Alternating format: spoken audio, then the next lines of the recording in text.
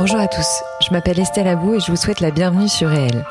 Avec ce podcast, je donne la parole à des personnalités qui ont un impact positif, réel, sur l'autre, l'économie, l'environnement ou les générations futures. Par leurs actions, leurs entreprises, leurs pensées, leurs œuvres ou leurs visions, ces hommes et ces femmes contribuent d'une manière ou d'une autre au monde de demain et à celui d'aujourd'hui. Si vous aimez le podcast et que vous voulez me soutenir dans ma démarche, la meilleure manière de le faire, c'est de vous abonner, de mettre 5 étoiles à l'épisode, de le commenter ou encore d'en parler autour de vous sur les réseaux sociaux et dans la vie réelle. Alors je vous souhaite une très bonne écoute et on y va. Hello à toutes et à tous. Avant de vous plonger dans le nouvel épisode, je voudrais vous parler de mon plus récent coup de cœur, celui que j'ai eu pour le travail de Marine de Quentin, illustratrice et directrice artistique indépendante engagée. Et croyez-moi, ses créations filent la pêche et le sourire. Biberonnée à la créativité, à la couleur et au design, Marine a fait des études de direction artistique et de graphisme. Elle a créé ensuite un studio de graphisme et s'est lancée dans le dessin toute seule. Et elle a super bien fait. Grazia la repère très vite pour illustrer ses éditos et à partir de là, s'enchaînent des contrats avec des marques de mode et de beauté ultra connues comme Hermès, Glossier, Caudalie, Phyto, Maison du Monde, Olidermie et plein d'autres. Et alors là, elle devient littéralement une star sur les réseaux sociaux. Ses dessins sont tout simplement canons, ils collent à l'air du temps, ils sont toujours ultra positifs, dégagent de bonnes vibes avec autant de douceur que de couleurs ultra pop et féminines. Je ne sais pas comment elle fait, mais elle est capable de retranscrire une humeur, une envie, une réflexion ou une actualité. Depuis 2019, elle met ses valeurs d'engagement, d'inclusivité et d'éco-responsabilité au service de son travail et ne collabore désormais qu'avec des marques engagées. Marine est donc une Sustainable Illustrator qui retranscrit avec douceur et engagement le monde qui nous entoure. Elle fait tout, visuel pour éditorial, conception numérique, affiches, couverture de livres et peinture.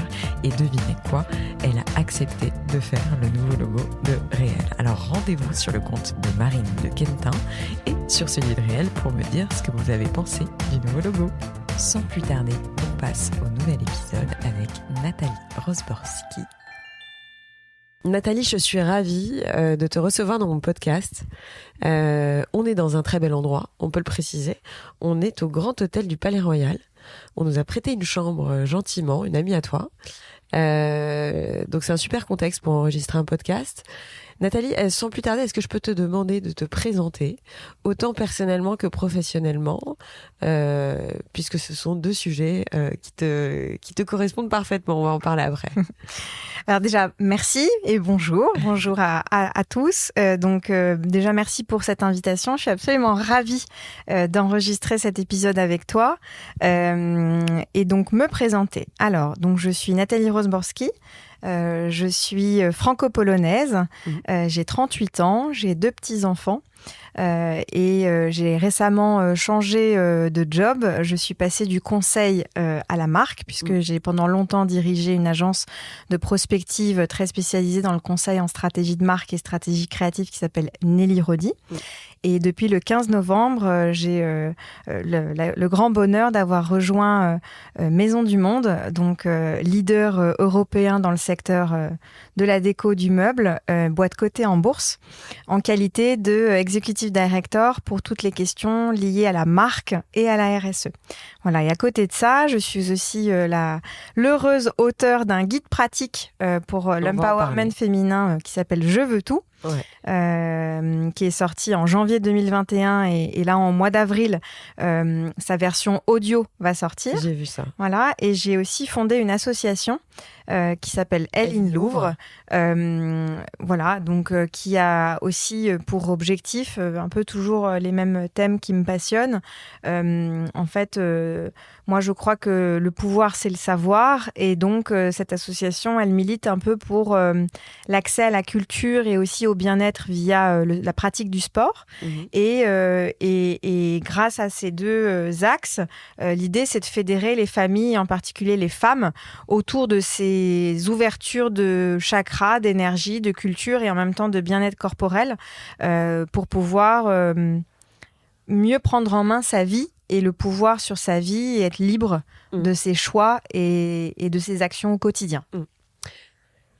Alors, on va faire un tout petit peu de parcours, si ça ne te dérange pas, enfin que tu nous parles un petit peu de voilà comment tu es arrivé là où tu es aujourd'hui, même si c'est compliqué à résumer, et que j'ai écouté pas mal de tes interviews, t'en as déjà pas mal parlé. J'aime bien essayer d'avoir un peu de contenu frais, enfin tu vois, et que tu essayes de nous dire des choses que t'as peut-être pas encore dites, en sachant que t'as un parcours à la fois très atypique et à la fois très représentatif, je trouve, d'une ascension sociale basée sur le travail, l'effort, voilà, ton auto-évaluation permanente. Enfin, je trouve que tu as une mentalité que l'on reconnaît quand on te connaît un peu, puisque j'ai la chance de te connaître depuis un certain temps, mais qu'on reconnaît dans ton livre, qu'on reconnaît dans ton action. Voilà, donc si tu veux, je te laisse parler, excuse-moi. Voilà, j'arrête de parler. Oui, alors qu'est-ce qui... dans ce que tu dis, il y a en effet une philosophie de vie. Je parle même pas encore de lifestyle, mais une philosophie. Déjà dans la croyance, dans les valeurs. Moi, je suis fille de footballeur. Mes parents ont immigré en France dans les années 80. Et c'est vrai que j'ai été biberonnée à la détermination, le pouvoir de la volonté, le goût de l'effort et le goût du travail.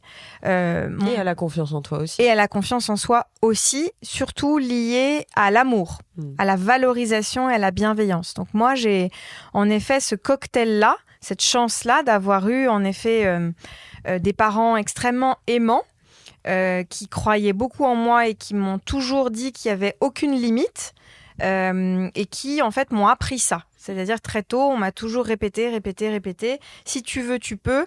Sans dire il y a qu'à Faucon, hein, mais vraiment avec cet esprit, va chercher cette conquête, cette perspective qui te fait tellement envie, avec ton énergie, avec du travail, avec le goût de l'effort, donc des valeurs dont on parle plus beaucoup. Et pourquoi ? Parce que je crois vraiment le sport de haut niveau, hein, j'entends, influence beaucoup ça. Moi, récemment, je me fais souvent sur Netflix les épopées, les histoires de Michael Jordan, de Tony Parker ou de personnes comme ça. Mais ça se ressent dans ton livre dont on va parler un peu. Et elles ont toutes en commun ce goût de, en fait, à 7h du mat, pendant que tout le monde est déjà en train de regarder un dessin animé, toi, tu es déjà en train de te dire ton planning, ça va être ça, tu vas t'entraîner comme ça. Et oui, tu peux avoir une passion, un hobby. Mais si tu veux vraiment en fait avoir un niveau et gagner et passer de la Ligue 3 à la Ligue 1, en fait il va falloir faire deux fois plus souvent, et donc faire des compromis et faire des choix en fait. C'est au-delà de plutôt faire des compromis, c'est plutôt faire des choix et être très clair sur qu'est-ce que tu veux. En fait, c'est quoi ton objectif ? Tu pars d'un point A et d'un point B. Et après, c'est OK si tu veux pas aller chercher ce point A, mais sois en conscience de ce que tu veux et du coup, ce qu'il en coûte.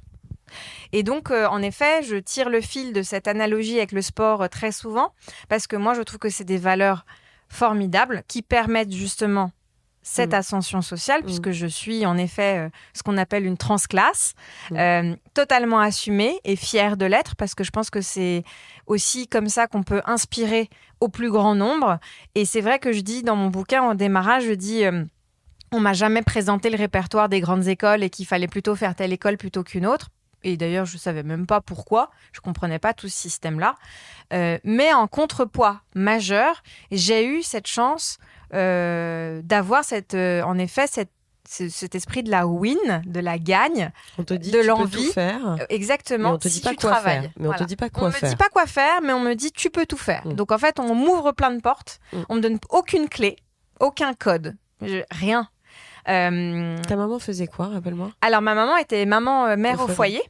Et puis ensuite, elle s'est mise à travailler quand elle a commencé à vraiment maîtriser la langue française. Et après, elle a toujours été... Elle, c'est une créative. Donc, elle fait de la peinture. Elle est très sensible aux couleurs, aux produits, aux textures. Et ensuite, elle a travaillé dans la mode.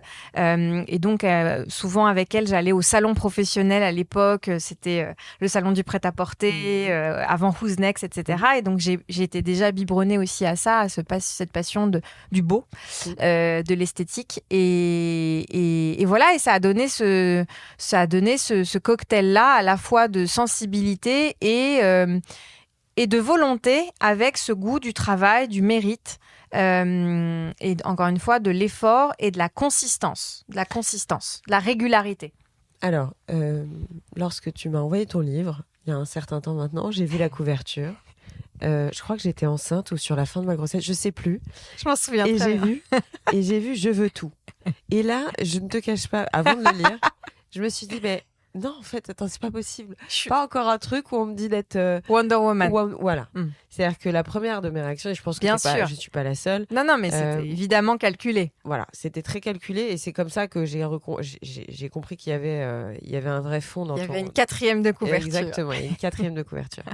Donc, Je veux tout, c'est aux éditions Marabout. Comme tu le disais tout à l'heure, on peut tous le retrouver en version audio. Donc, comme je te le disais, j'avais une petite appréhension et je me suis rendu compte que c'était un manuel, en fait, pour chacune. C'est-à-dire que chacune peut s'approprier ton livre. C'est pas fait pour devenir toi, c'est pas fait pour devenir moi. Exactement. C'est fait pour devenir soi. Exactement. C'est fait pour devenir... la meilleure version de soi-même, on va dire ça comme ça, même si cette phrase est vue et revue. Voilà, mais dans la puissance, si tu veux, aujourd'hui, on a un petit peu tendance à croire que puissante, c'est être patronne du CAC 40 ou Christine Lagarde. Voilà, et c'est pas le cas. Non. C'est-à-dire que puissance, c'est trouver sa puissance personnelle. Si c'est être mère au foyer, tant mieux. Si c'est être... Et c'est OK. Et ça, il faut le dire. C'est ça. Vois, parce que je pense qu'il faut pas qu'on assimile ton livre. Mais non, pas du tout. Alors, le titre, il est volontairement un peu provoque et un peu piquant.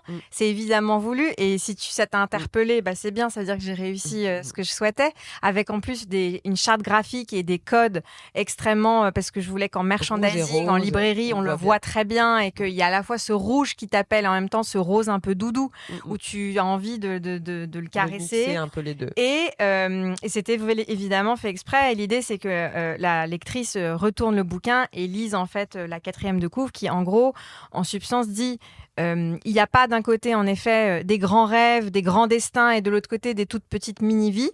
Il y a vous. C'est ça. Et c'est tout ce qui compte, en fait. Et pour moi, c'est plutôt un bouquin, c'est une ode à la liberté d'aller à la conquête de sa puissance personnelle et intime, et en effet de cesser avec cette culture de un modèle. Il y a un modèle avec, en effet, je prends souvent cette citation, si à 40 ans t'as pas la Rolex, c'est que t'es un loser. Et pour une femme, si t'as pas un Vuitton ou un sac Dior, t'as loupé ta vie. Eh bien, justement, c'est précisément pour désarticuler complètement les injonctions. Exactement, et justement en fait détricoter cette mythologie du pouvoir qui est un pouvoir un peu à l'ancienne, extrêmement patriarcal, où en fait il y aurait ceux qui ont tout réussi, tout compris parce qu'en effet ils ont accumulé un job un peu bling bling, des responsabilités, une maison en Normandie, des enfants dans le privé, etc. Puis tous les autres qui ont des toutes minuscules petites vies. Et donc précisément moi mon bouquin ne s'adresse pas à la bourgeoise bien née qui veut encore mieux que son école de commerce, avoir un gros job. Pas du tout. En fait, moi, venant justement d'un milieu modeste, je voulais précisément m'adresser à la fille qui est dans un petit village à côté de Dijon, à côté de Lille, n'importe où, et qui veut juste en fait faire tel ou tel job ou ne pas avoir d'enfant ou en avoir. Et en fait, pour moi, c'est justement ça, quand tu dis c'est pour chacune, c'est vraiment ça, c'est-à-dire que c'est pas de hiérarchie dans les rêves, et pour moi l'égalité... Et pas de comparaison. Pas de comparaison, l'égalité en fait des chances, c'est surtout l'égalité des rêves. Et te dire qu'il n'y en a pas un qui vaut plus qu'un autre. Et après... En fait, il est là pour démystifier, détricoter aussi cette mythologie du pouvoir que moi à laquelle je n'adhère pas. Et ensuite, il est surtout fait, parce que c'est un guide pratique pensé pour le quotidien, il est surtout là pour t'aider à trouver de la force. Et moi, quand je reçois des mots de lectrices qui me disent en fait, j'ai fermé la dernière page, là je suis à bloc. Et c'est le plus beau des retours, parce que c'est ça que je veux en fait, c'est agir sur le quotidien. Qu'est-ce que ça t'a apporté à toi personnellement d'écrire ce livre ? Est-ce que c'est arrivé à un moment de ta vie particulier ? Est-ce que après ce livre, tu as eu le sentiment d'avoir changé ? En fait, j'ai surtout le sentiment d'avoir réussi à transmettre quelque chose, et en fait, comme un petit secret, tu vois, où c'est des choses qu'on t'apprend pas. Et moi, j'ai pas de tabou. Je suis quelqu'un de très direct, très entier. Et j'ai pas de problème à parler de choses dont on parle jamais.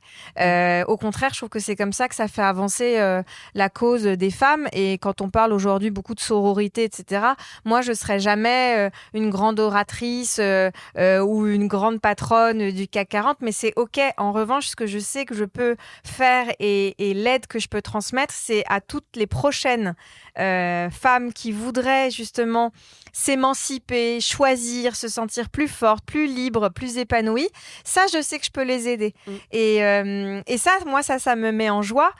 Faut préciser aussi que ce livre est une commande. Je me suis pas du tout réveillée un matin en disant un truc que je vais raconter pas du tout. Enfin, je suis très humble. Voilà. En revanche, quand cette agente littéraire Ariane Geffard m'a contactée, elle me dit on a besoin en fait de personnes en France qui parlent au plus grand nombre sur ces sujets tellement importants de confiance en soi, de chemin, d'empowerment, etc. Et en fait, on peut pas s'accrocher que à des gens inaccessibles, exactement. Et donc, j'ai dit OK, fine. Et donc, c'était des sujets que j'avais beaucoup abordés dans des podcasts, des interviews, des newsletters, etc. Et on a compilé ça dans ce guide. Et donc, oui, pour répondre à ta question, en fait, moi, qu'est-ce que ça m'a apporté ? Le bonheur de la transmission. Voilà. Moi, c'est le bonheur de me dire quand je reçois tous ces messages de personnes que je ne connais pas et qui me parlent d'elles dans leur plus grande intimité, dans leur plus grande crainte personnelle, ça me touche parce que j'ai l'impression d'avoir été utile, tout simplement. Bien sûr. Tu évoques la notion d'alignement. Alors, cette notion aussi est très, très courante, en fait. Maintenant, on en parle beaucoup. Tu parles du fait de se connaître et d'apprendre à se connaître. C'est-à-dire que j'essaye de distinguer les deux, si tu veux, puisqu'on est en permanence en train d'évoluer, de changer, homme ou femme. Oui. Voilà, surtout une femme, parce qu'elle a des étapes dans sa vie. Tout à fait. Souvent, des séquences. Voilà, des séquences. Comment tu as fait pour apprendre à te connaître et au travers du temps ? Ouais. Tu vois ce que je veux dire ? Ouais. Pas à te connaître toi une fois que tu avais 17 ans, etc. Bien sûr. C'est vraiment faire en sorte d'apprendre à se connaître au fur et à mesure du temps. Oui, alors moi je pense qu'il y a quelque chose dont je parle aussi pas mal dans le bouquin, c'est je me donne régulièrement des rendez-vous avec moi-même.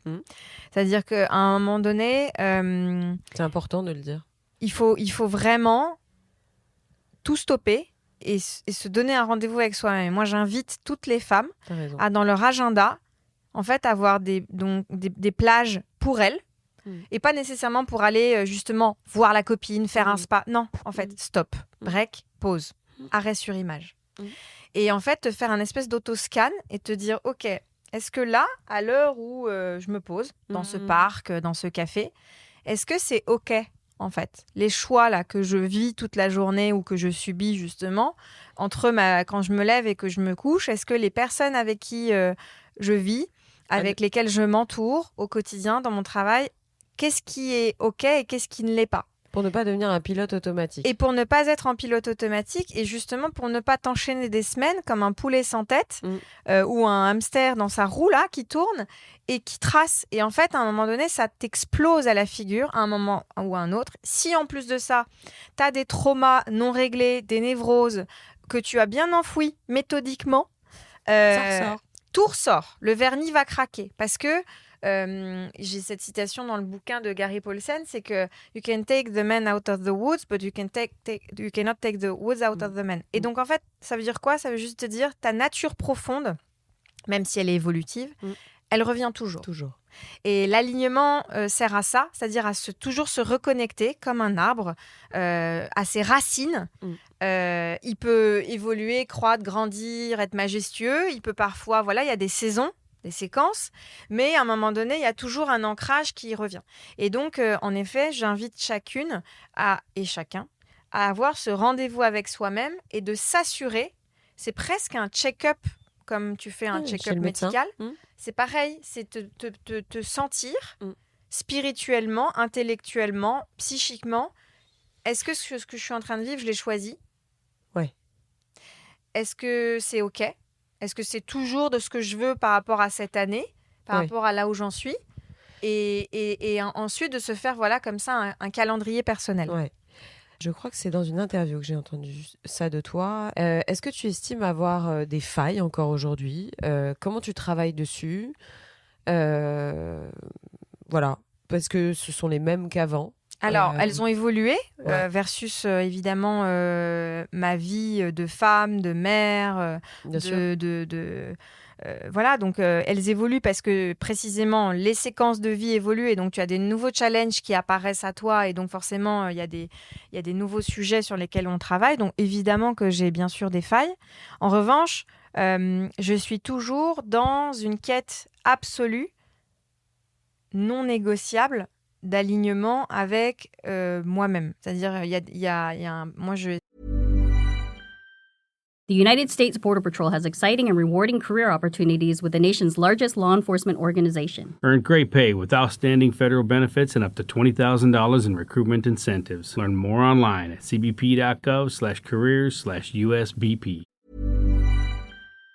Signer un pacte avec moi-même, un contrat de confiance avec moi-même, et que je ne peux pas faire quelque chose en quoi je ne crois pas profondément, que ce soit dans ma vie personnelle ou dans ma vie professionnelle. Si je sens pas, si il y a quelque chose qui alors déjà pas. Ça se voit tout de suite sur mon visage généralement, parce que j'ai un langage non verbal assez fort, et en plus de ça, je me sens pas moi-même, tout simplement. Donc je travaille sur chaque chose, et des failles, oui, j'en ai, parce que j'ai aussi une forme d'exigence et que parfois je vais assez vite, et donc j'ai des gens qui parfois ne peuvent pas toujours suivre le tempo, donc j'ai toujours ce travail-là de réussir à emmener et ne pas être seule dans mon tempo. Donc bien sûr, je travaille là-dessus tous les jours, et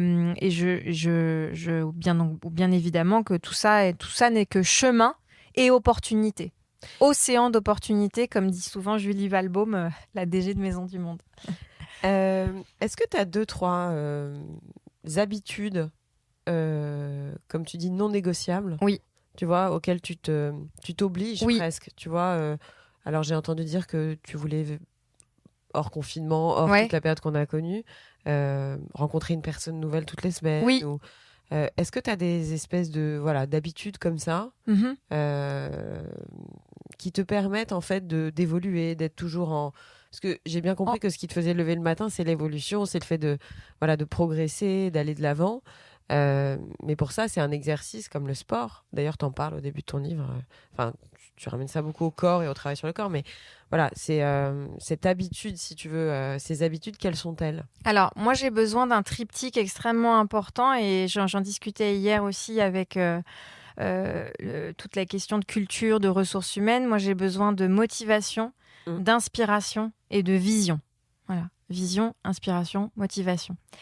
Et donc, j'essaie de m'entourer en effet de personnes qui m'apportent ça, ou d'activités qui m'apportent ça. La vision, elle m'est apportée par beaucoup de lectures. T'arrives à lire encore aujourd'hui ? Ah oui, je peux pas ne pas lire. Donc, je lis tout. Je lis tout. C'est-à-dire, je peux lire à la fois de la presse économique spécialisée, comme des romans, comme des guides de développement personnel. Je suis une insatiable curieuse, et ça, Nelly Rodi a complètement structuré ma pensée en ce sens-là. Ouais. Tout m'intéresse, en fait. Il n'y a pas de sous-culture. Je regarde Hanouna. Je fais le grand écart en permanence. Et moi, je trouve ça formidable, parce que c'est ça qui te permet de comprendre l'époque, qui te permet de comprendre d'un point de vue anthropologique les gens. Et donc ça, oui, c'est pour moi très important. La stimulation, motivation, inspiration, je l'ai au travers des rencontres. Donc ça, c'est vrai que pour moi, c'est indispensable dans une semaine de travail harassante où tu enchaînes des réunions, où tu enchaînes de la production, tu délivres des idées, du travail. j'ai besoin d'avoir, en effet, au minimum une fois par semaine, un temps de rencontre, alors un déjeuner, un café, de quelqu'un que je ne connais pas, ou prendre le temps de découvrir une œuvre, une illustration. Donc tout ça s'entremêle. Pour moi, c'est extrêmement important parce que sinon, tu redeviens ce poulet sans tête, en fait. Hein, voilà. Et donc, tu es une machine à produire. Et moi, pour moi, c'est pas possible parce que j'ai aussi une croyance, c'est que ce sont les idées qui habillent les process et non pas l'inverse. Et donc, pour moi... T'as raison. C'est pas une boîte, c'est pas des KPI, des process et des frameworks, c'est avant tout des idées qui ensuite sont séquencées dans un calendrier et qui sont mesurées. Mais en tout cas, quand on évolue dans les industries créatives, c'est extrêmement important de laisser de la place à l'imperfection, à l'accident, à la sensibilité, à la créativité, à l'innovation, au pas de côté. Et si ton cerveau, en fait, il n'est pas connecté à ton âme, à ton cœur, à ton sentiment, à ton sensoriel, en fait, t'arrives pas à faire ça, tu peux pas faire ça. Et donc, tu peux pas faire avancer. Et voilà, l'art est là pour questionner, la créativité aussi. Et moi, j'ai besoin d'être en permanence dans ces questionnements-là. Tu trouves pas que c'est un peu plus compliqué de rencontrer les gens aujourd'hui? Je sais pas, je fais une parenthèse.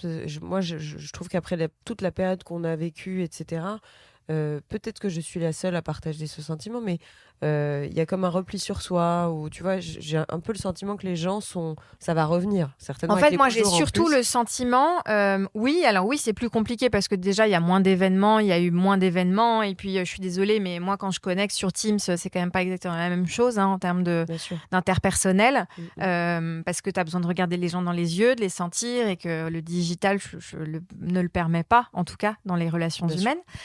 En tout cas d'aller en profondeur. Et moi, ce qui m'intéresse, c'est le truc en dessous, c'est pas la surface. Et donc, oui, c'est plus difficile. Et surtout, moi, ce que je remarque, c'est que en fait, cette période a accéléré beaucoup de mal-être. C'est-à-dire que, en fait, ça a fait exploser des tas de situations familiales, des tas de situations dans le couple, parce que t'as plus le vernis, justement, et que ça craque parce que, en fait, t'es confiné, t'es dans des situations anormales de vie, donc tu n'as plus les échappatoires classiques, les sorties, les dîners, les fêtes, tu as plus ces moments-là. Tu es vraiment face, comme ça, collé à toi-même et à ta réalité. Donc, soit t'es bien tombé, c'est génial, soit, en fait, c'est plus compliqué. Et là, donc, autour de moi, j'ai surtout des gens qui font des espèces de grands écarts de vie, où tout d'un coup, on plaque tout, et puis on se dit, avec le télétravail, tout est possible, donc je vais aller vivre très loin de la ville urbaine qui me pollue, et qui font comme ça, qui se désaxent complètement à 360. Enfin, plutôt à 180. Mais, et du coup, moi, c'est surtout ça qui m'interpelle. Parce que je pense que c'est pas le vrai sujet. Et que quand tu fais des grands comme ça... c'est qu'il y a un problème de fond. Des grandes montagnes, c'est qu'en fait, il y a vraiment un sujet de déséquilibre profond. Est-ce que tu as des conseils pratiques au boulot? C'est-à-dire, bon, tu as un poste très important aujourd'hui, enfin important au sens, tu as des responsabilités. Avec des responsabilités importantes. Excuse-moi, oui. Est-ce que tu as des conseils à donner? Oui, tout simple. Plein. Alors, le premier, moi, je parle souvent de ce truc-là, de la zone de confort. Vous savez, partout sur Pinterest et tout, vous voyez cette zone take the magic out of the box, tatati tatata. Moi, je pense tout le contraire. Moi, je pense que, en fait, il faut au contraire rester dans cette zone de confort, mais la faire grandir au gré des challenges. Je m'explique. Quand tu prends un job, il faut que tu investisses ton territoire. Et donc que tu ramènes avec toi tout ce qui te donne le sentiment d'être confortable, d'avoir de la réassurance, d'avoir de l'énergie.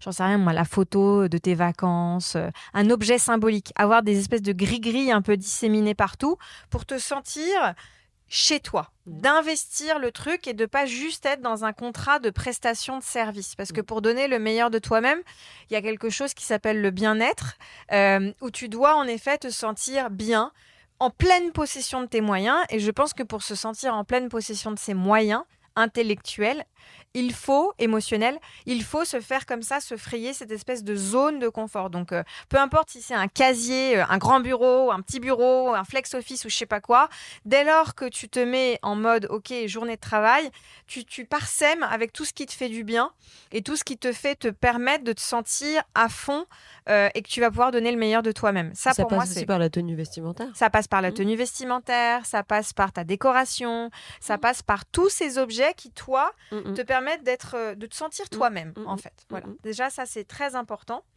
Ensuite, après, sur d'autres... La gestion du temps, sur le fait de subir une pression potentielle. Alors, donc, sur la gestion du temps. Déjà, sur la gestion du temps, là aussi, il y a plein de choses après, de manière plus holistique sur la gestion du temps dans sa semaine. Mais précisément, parlons du travail. Il y a quelque chose que maintenant, j'ai appris très bien à faire.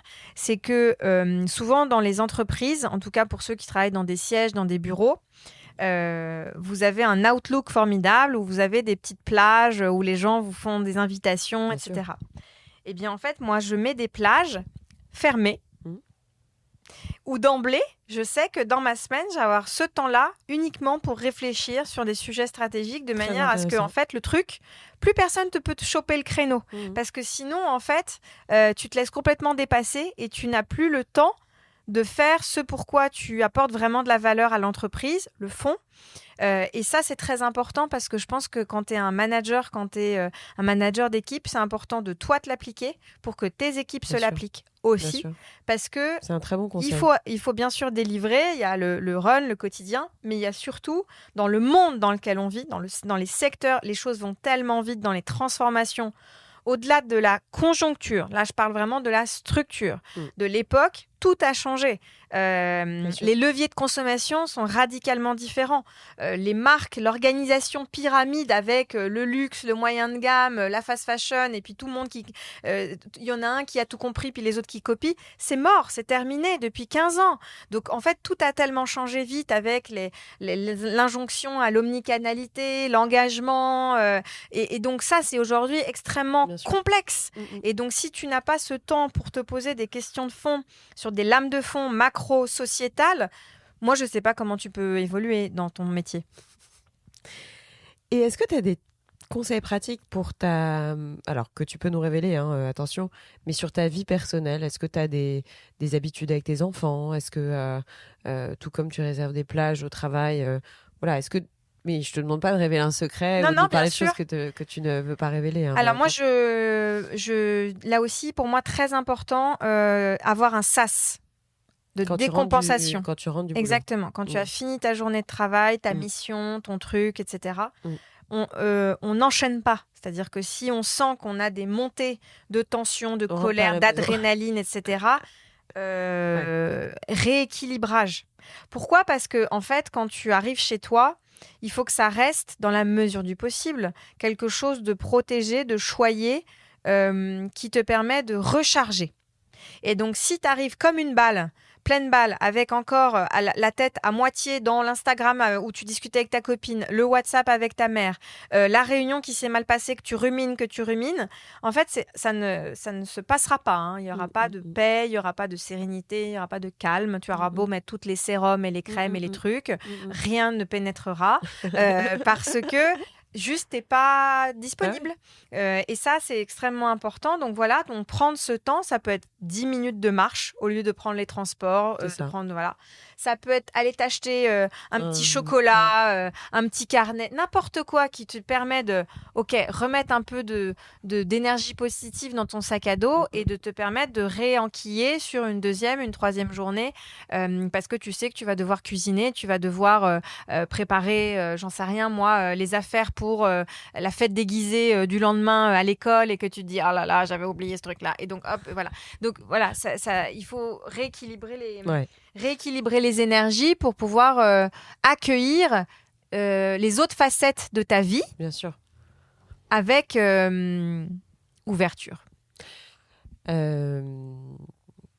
Qu'est-ce que tu peux nous dire sur ton livre ? Quelque chose... Voilà, on va après... finir l'interview, mais tu l'as écrit il y a un certain temps. Ouais. Est-ce que tu as envie de nous dire quelque chose à nouveau, ou pas, ou quelque chose de nouveau, excuse-moi, sur ton livre? Qu'est-ce que je peux dire ? En fait, moi, je peux dire déjà que c'était l'exercice de l'enregistrement audio de la version du bouquin.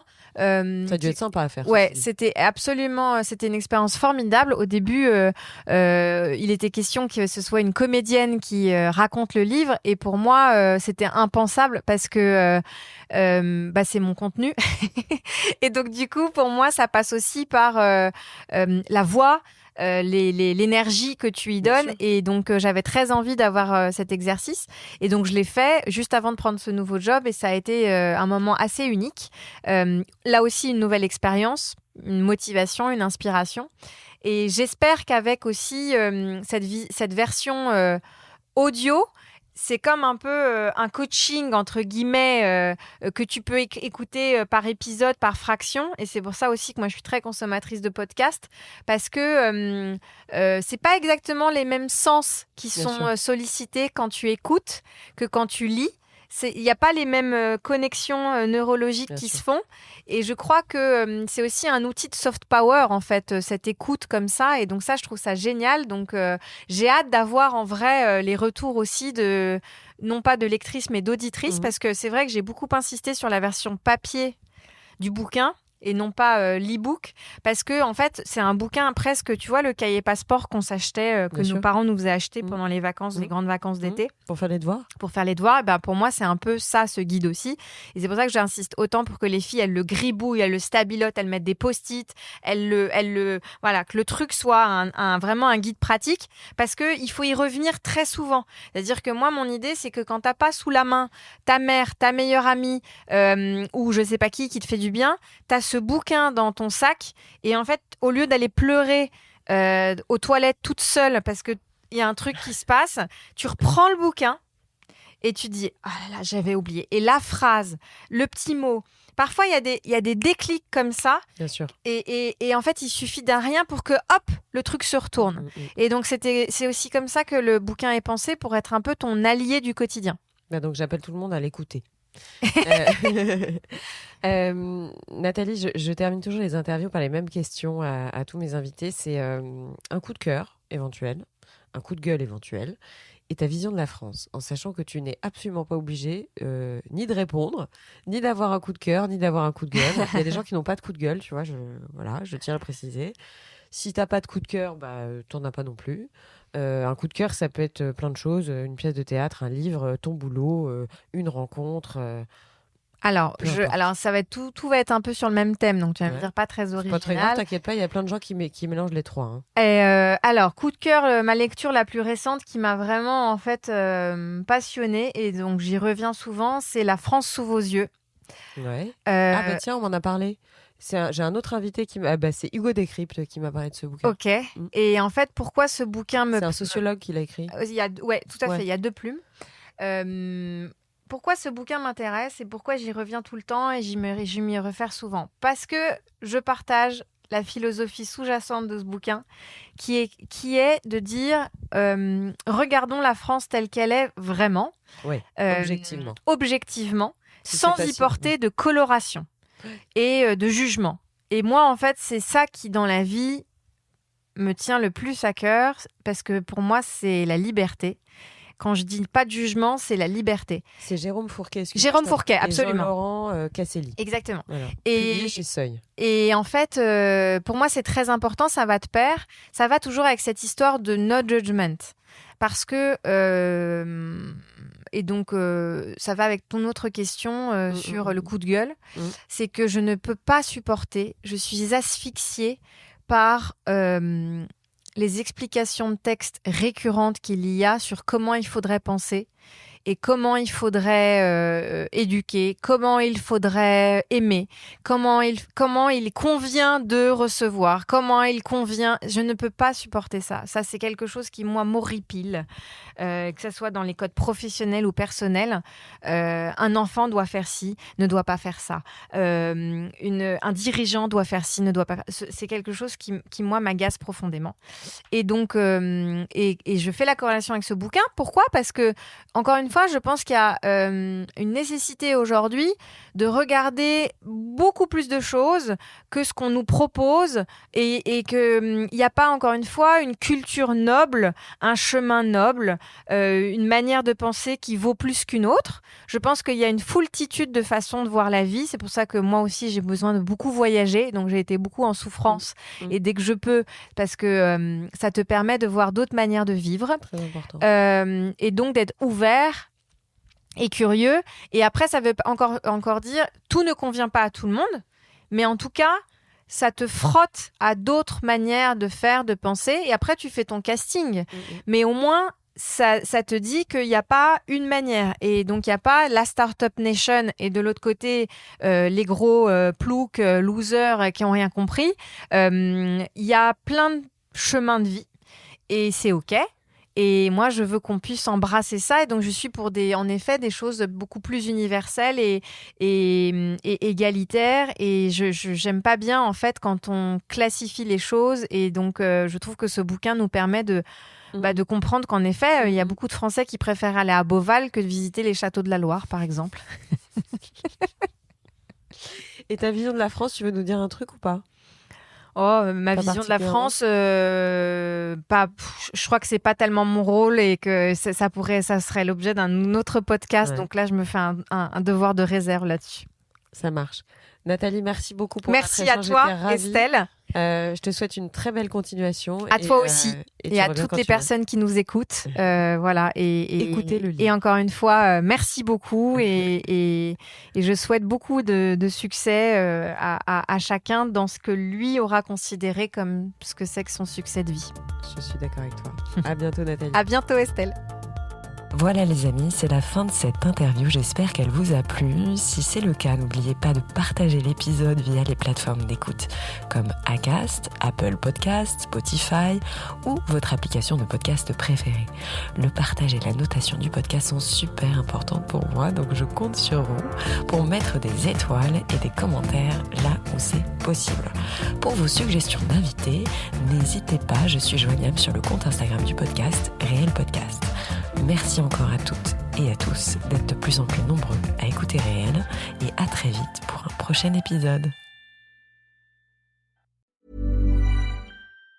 The U.S. Border Patrol has exciting and rewarding career opportunities with the nation's largest law enforcement organization. Earn great pay with outstanding federal benefits and up to $20,000 in recruitment incentives. Learn more online at cbp.gov/careers/USBP.